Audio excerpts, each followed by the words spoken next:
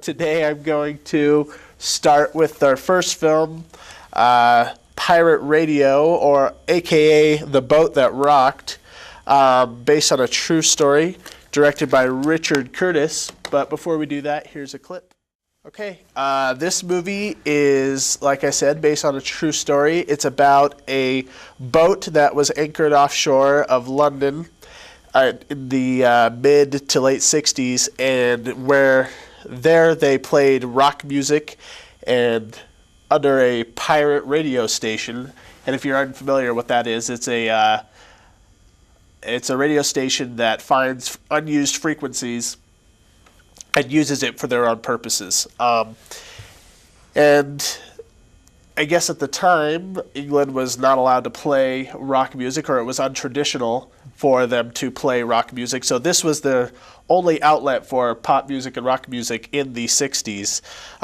The movie stars Philip Seymour Hoffman as the Count, who's kind of the cooler than cool DJ, as well as a handful of other character actors and minor celebrities, like Nick Frost, who's well known for his movies with Simon Pegg, and Bill Nighy, who I always remember him as the vampire guy from the Underworld series. But they are actually not the star. The movie starts with a young boy who moves into the boat by his mother to get him away from bad influences in life, and there he finds the worst influences possible amongst all of these stoned out hippie rock junkies. And basically on the boat he is exposed to sex, drugs, and rock and roll. And on the flip side, we see the British government trying desperately hard to find a loophole within their law systems to be able to take down this pirate radio station. I thought this movie was a fair amount of fun. It had a good loose atmosphere, but I felt that it was just kind of shallow. There wasn't a lot to it. It was funny in parts, and most and foremost, it was a comedy, but it didn't really feel like the movie had much to say, or at least nothing really original to say about rock music and these kinds of things. I mean, the final scene of the movie, and this isn't spoiling anything, is the whole crew screaming, "Long live rock and roll," or something to that extent, and that's about as deep as the movie gets. But I did enjoy it. The music was used cleverly. Philip Seymour Hoffman is an amazing actor, and he can pretty much turn anything into gold if he's on it, and he did so in this movie, I believe. And so I gave it a C+. What? You're all saying good things, and you give it a C+.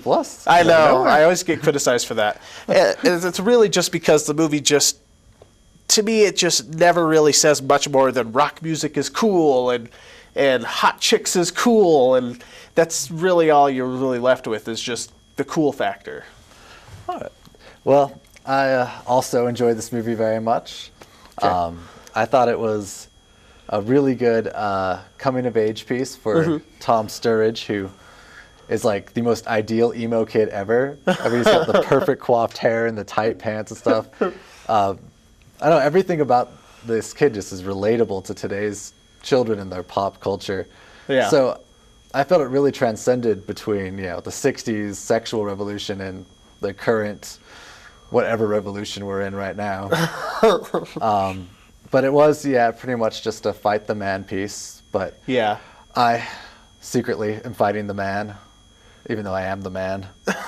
But I am secretly fighting them. So I really did enjoy this. I thought the best part of the story is, the kids sent their way to get away from the bad influences, and he just finds the most corrupt hippies ever. But they're all really good, they're like the ideal friends, Yeah. They're, they may steal your girlfriend or corrupt women to pretend to marry you. That was a really interesting scene. Yeah. I like that one. But there was a lot of, excellent characters in this. I just liked how they all worked together and made a really feel-good movie. Yeah. And so I gave it an A because it warmed my heart, and it was against the man, and the man was I don't know who played him, but the actual British guy that just hates the rock radio station was just very good antagonist in this. I thought that they were a little overly done. I thought that they seemed to have no redeeming qualities. Like they were just, uptight suits and, turn off the stereo. I mean, the lackey of the main bad guy, I can't say his name on the air, but he has like the most ridiculous name. It's like, okay, I'm pretty sure these people have an opinion. But no, I had fun with the movie. I just felt like it just didn't really leave me with a lot. Like a film I would compare it to, that's sort of similar would be Almost Famous, which is also a coming of age tale taking place within the early 70s rock and roll movement. And I thought that movie leaves you with a lot more to say at the end of the movie. Not that the movies are trying to be compared to each other, but I can't help but see the comparisons. All right.